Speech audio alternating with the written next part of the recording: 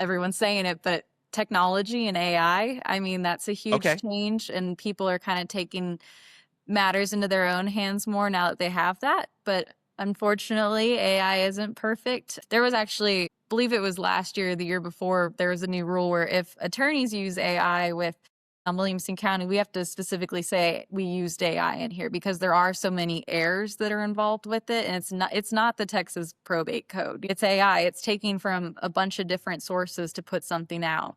And so we also see some clients that come in and they're like, "Oh, I'll just do my will on ChatGPT," or that sort of thing. And there's some more, I won't name names, but online resources where people do their own estate planning or do their own deeds sometimes. And like you were just saying, even the smallest thing can make a big difference with it. And what we see a lot with, especially doing your own wills, is unfortunately they're often not executed correctly, which could leave people without having a will. And the executor, or excuse me, the decedent, the person who's making the will, doesn't know this until they've passed that their will wasn't valid. And then it leaves the family with the issue.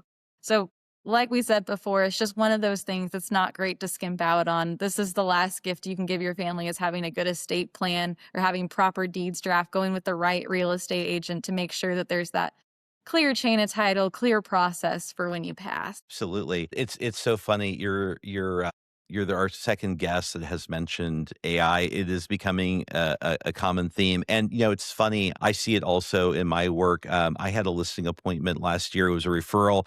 With referrals, there's much higher trust going into the situation. Usually, you have a little bit less questions going into a referral situation. But I was there at my listing appointment. I had done what I do normally, and we got to the listing agreement phase. I have all these disclosures I got to give them. I got this listing agreement I got to give them, and I go through it. I go through it. I mean, not every single word, but just hey, this is what this is. We're going through it, and he was scanning every page in front of me in ChatGPT, waiting for the output, then asking me questions based on that, and it was No, fun. Yeah, yeah, yeah, it was very long.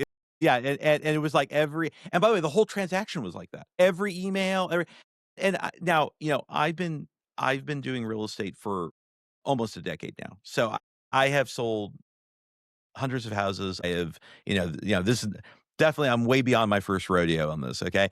And so I'm not afraid of questions. I'm not afraid of questions. It's very unlikely that a consumer would ask me a question I can't answer. If they do, I definitely can find the answer. But most of the questions they're going to have, I'm probably going to know it. But he was asking me questions, and it was interesting because I use AI a lot for a lot of different things. I'm like everyone else out here. I'm using it for a lot of different things. But he was asking me questions, and I was like, yeah, that's a good question, but it doesn't apply to you. Doesn't have That has nothing to do with what we're doing here.